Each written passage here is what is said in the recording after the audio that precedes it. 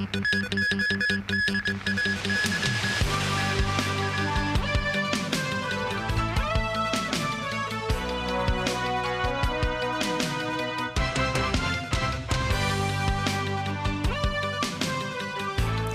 evening and thank you for joining us. The MTR recorded a net profit of $15.7 billion last year, doubling its gains from last year. This as earlier reports said the MTR is considering issuing bonds and sell assets to facilitate its rail projects in the future. The MTR says it can handle the situation. Timothy Lee tells us more. The MTR has seen a surge in both profit and passenger numbers over the past 2 years. Passenger numbers for the company's public transport services, comprising rail and bus, indicated a total of 1.9 billion throughout last year, which is an increase of 3% year-on-year. Local train passenger figures alone made up 1.6 billion. The rise in number was primarily from the ever-growing trend of locals choosing to spend money in the mainland.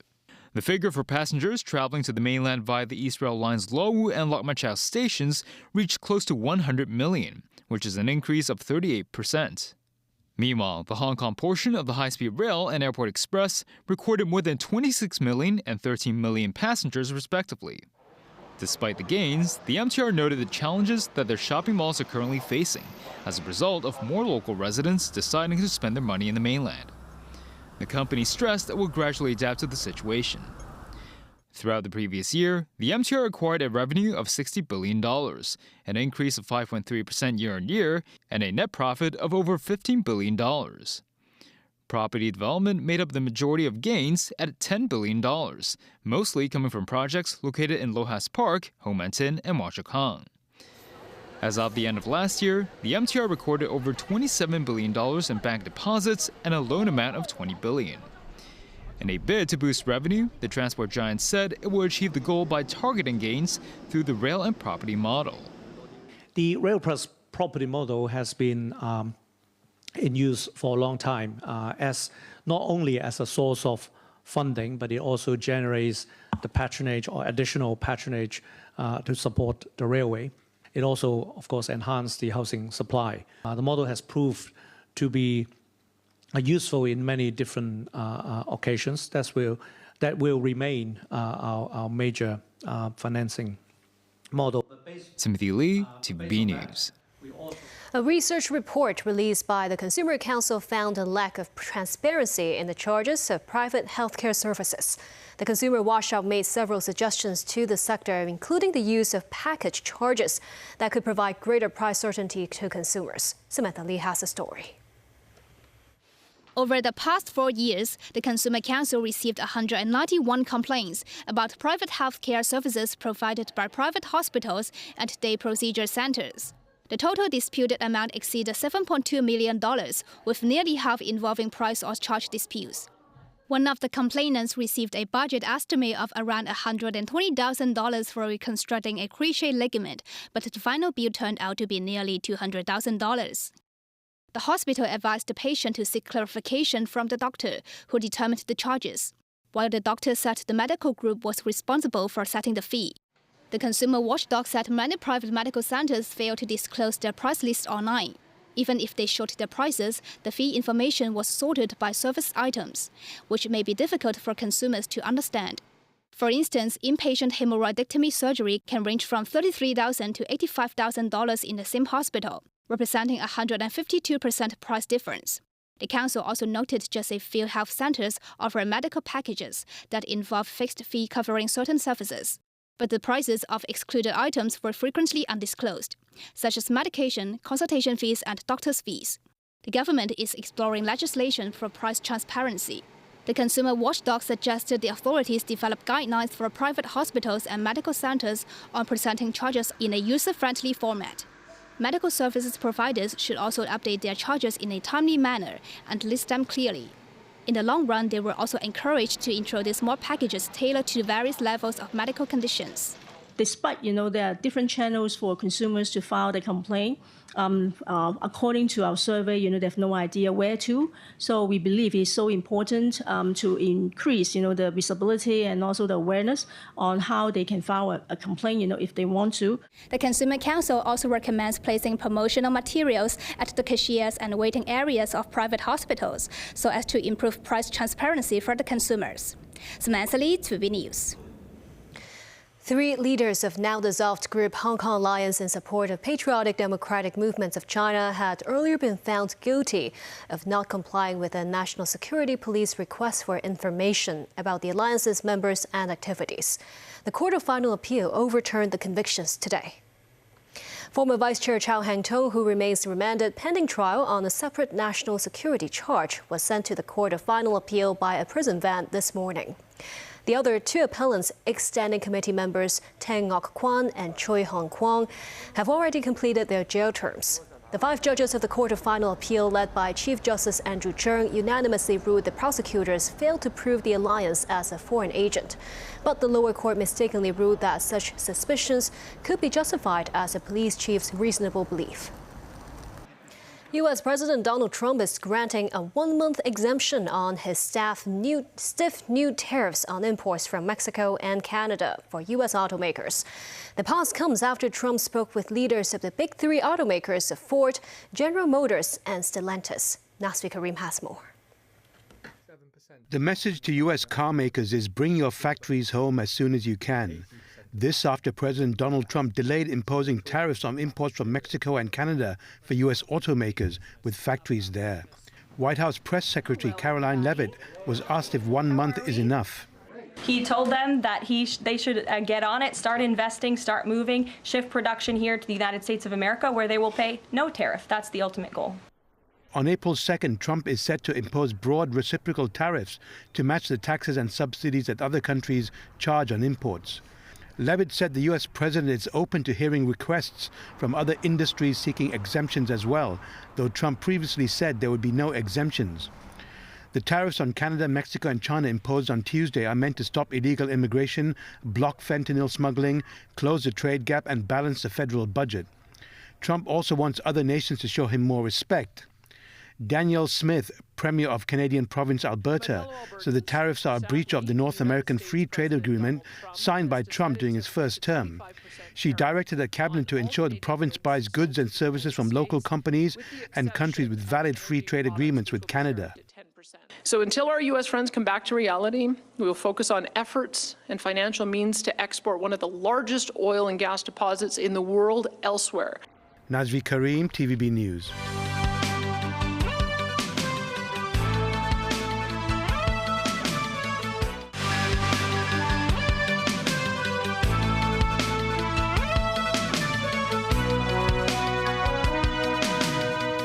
Welcome back. Police Commissioner Raymond Siu said the force and the banking sector recovered over $14 billion between 2017 and 2024.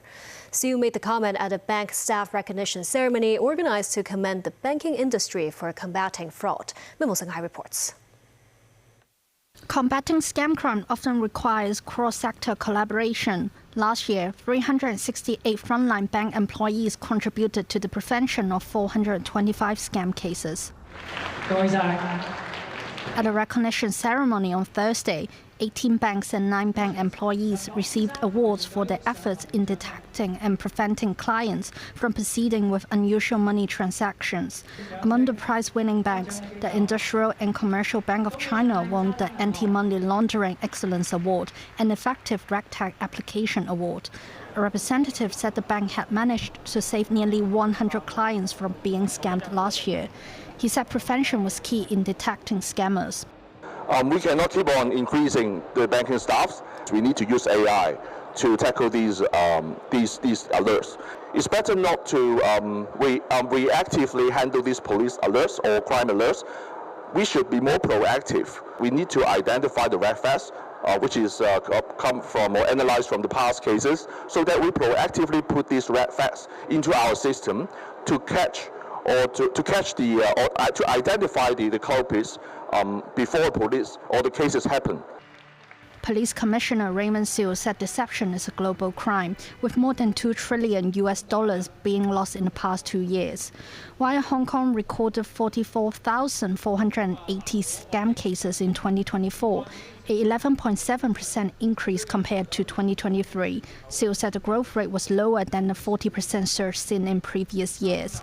With the establishment of the Anti-Deception Coordination Center and a partnership between police and the banking sector, Siu said authorities had arrested 818 scammers and avoided 1,340 relevant cases between 2017 and 2024, leading to a financial recovery of over $14 billion.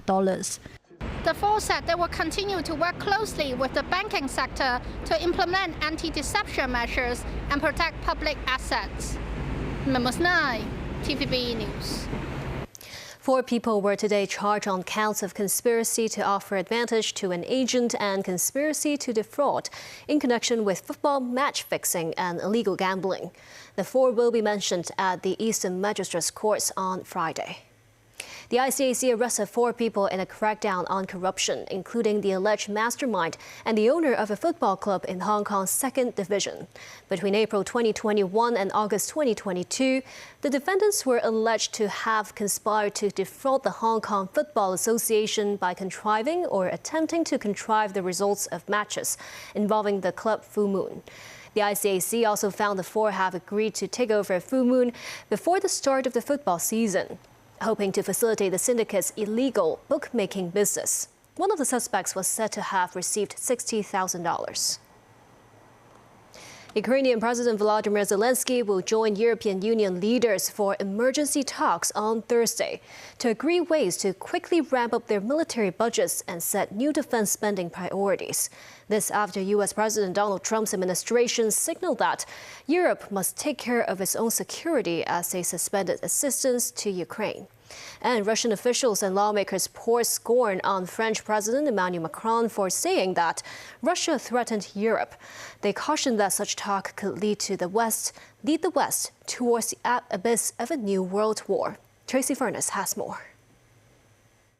Speaking in a televised address ahead of the European summit, French President Emmanuel Macron said Europe should shift from taking as fact that the US would come to its defense and must be ready if this is not the case. He said we must continue to help the Ukrainians resist until they can negotiate a solid peace with Russia for themselves and for all of us. That's why the road to peace can't involve abandoning Ukraine. European Commission President Ursula von der Leyen announced earlier this week an €800 billion plan to boost defence spending to help Europe take care of its own security and to help Ukraine. But a lot remains to be done to put words into action as European leaders meet in Belgium Thursday. Leaders will also have an exchange of views with Ukrainian President Volodymyr Zelensky to assess the country's needs as US assistance is currently frozen. But the outcome of the meeting remained uncertain and could highlight one of the EU's weakest points, speaking with one voice. Hungary, whose Prime Minister Viktor Orban opposes support for Ukraine, has already threatened to veto the summit's joint statement. Meanwhile, ahead of the EU summit, a group of Ukrainian supporters and rights activists gathered outside the European Council building, asking EU leaders to seize frozen Russian assets to fund Ukraine's fight for survival. The event was launched by American non-profit organization Avaz, which means voice in several languages. The group unfolded a banner that read, "Defend Ukraine, defend Europe, seize Russia's billions." Tracy Furness, TVB News. In Beijing, the heads of state council units in charge of economic and financial matters held a press conference earlier today as part of the 2 sessions. Chief of China's state planner expressed confidence of meeting the economic growth targets set in the government work report for the year. Danny Zhou with details. China is keeping its growth target at around 5% for 2025, in line with the past 2 years. During a press conference this afternoon, Chairman of the National Development and Reform Commission, Zheng Shanjie, said he is confident in achieving the target despite external headwinds and sluggish domestic demand, as China's economy has solid foundation and support. He pointed out China's economy is underpinned by institutional strengths, market potential, and business vitality. And most importantly, the Chinese people have the courage to face up to the risks and address challenges, he noted. Details of measures related to boosting consumption and the National Venture Capital Guidance Fund will be released soon. Zheng also said a batch of major projects in railway, nuclear power and hydropower will be launched to attract private investment. Concerning US President Donald Trump's imposition of additional tariffs as high as 20% on Chinese goods, Commerce Minister Wang Wentao reiterated that Beijing will not be coerced or deterred, and it will resolutely safeguard its own rights and interests. He criticized Washington's hegemonic and unilateral move as typical trade bullying. Wang said it severely violated the World Trade Organization rules and disrupted not only the normal Sino-US economic ties, but also global industrial and supply chains. Meanwhile, as high technology becomes a new battlefield in the two countries' rivalry, China's central bank voiced its opposition to politicizing investment behaviors. Central Bank Governor Pan Gongsheng has pledged to explore new structural policy tools to bolster technology, consumption, and capital markets, and said China welcomes international investment in tech firms. Pan added the reserve requirement ratios and interest rates will be cut at an appropriate time this year. Danny Zhou, TVB News. Vice Premier Ding Xuexiang highlighted Hong Kong's distinctive status on the sidelines of the two sessions meetings. Ding urged the city to maintain confidence and play to its strengths and said he hopes it will continue to glow like a diamond. Danny Zhou again. This morning, Vice Premier Ding, who leads the Central Leading Group on Hong Kong and Macau, met with members of the Chinese People's Political Consultative Conference from the two SARs in Beijing. The newly unveiled government work report for the year was discussed during the 90-minute meeting. The event was moderated by former Macau Chief Executive Edmund Ho. Former Chief Executive of Hong Kong Lun Chunying and Director of the Hong Kong and Macau Affairs Office Xia Baolong were also in attendance. One of the delegates, Yu Qixing, called for a reform roadmap to enhance Hong Kong's status as international financial hub. Yu also proposed developing the city's high-quality producer services to help escalate China's competitiveness in new productive forces. Vice Premier Ding said Hong Kong has the unique advantages of enjoying strong support of the motherland and being closely connected to the world. He concurred with suggestions to promote professional services arising from manufacturing industries. Martial arts superstar Donnie Yen raised proposals on the international communication of Chinese films. Some delegates met the press after the meeting. They said national security was also discussed. Ding praised the historic completion of Article 23 legislation of the Basic Law of Hong Kong last year and emphasized the city should remain vigilant to internal and external forces that mess around. Calling to strike a balance between development and national security, Ding urged the SAR to continue its efforts to boost economic growth and improve people's livelihood. Danny Zhou, TVB News. And that's the news. Thank you for watching.